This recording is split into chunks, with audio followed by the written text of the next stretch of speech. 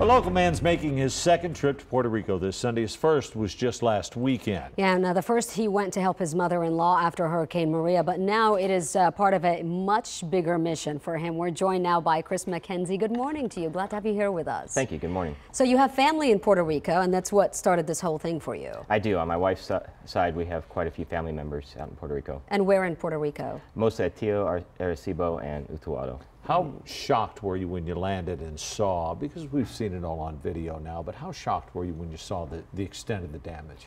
It was pretty devastating. It's, at first glance, San Juan looks basically okay until you start to look at the infrastructure and you see, signs blown over, you see, all the power lines on the ground. And as the further you get out away from San Juan, you realize like huge transmission towers are toppled. We drove over 30 or 40 different just thick power cables that they're not going to just go back up. Kids playing around, ripped power cables. So not like we're used to here with thunderstorms. It goes out, comes back, a few hours. And their entire power plant was wiped out. I mean, electricity was one of the biggest problems, and then people aren't able to get food or water, some of the very basic things that you just need to survive, really. That's right, and a big part of it is it's become a cash-only society. So if you didn't take cash out before the storm, there's no credit cards. You've got a really neat thing here that obviously piqued my interest, but this is going to help bring some light to folks without the electricity. Yeah, besides our family members, we're helping. We connected with United with Utuado, which is basically a guy out there who's driving every day from San Juan out to Utuado in the mountains and bringing food and supplies, but you can only get what's on the island. So we're going there. They've got 3 different schools converted to shelters. Which is great, and they're putting families in each room, but they have no light. They have no drinking water. And so what this is a solar panel that'll charge a battery every day, which will give them light at night. So they're from awesome. 7 o'clock to 6 a.m. It's pitch black with 10, 15 people all in the same room. And I can only imagine, I mean, you've been going back and forth helping out, but you can't do this alone. So how can people here help you?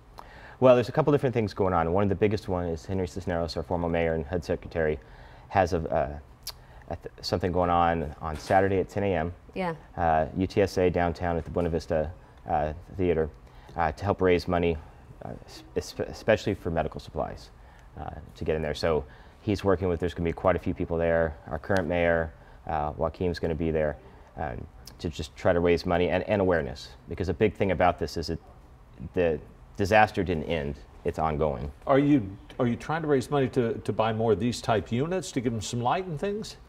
My wife and I are personally, through something, just through our own efforts via Facebook and friends, we've raised enough to take 60 of these for the shelters, plus another 30 for others in the area. We've also worked with Sawyer Products to get deeply discounted water filters.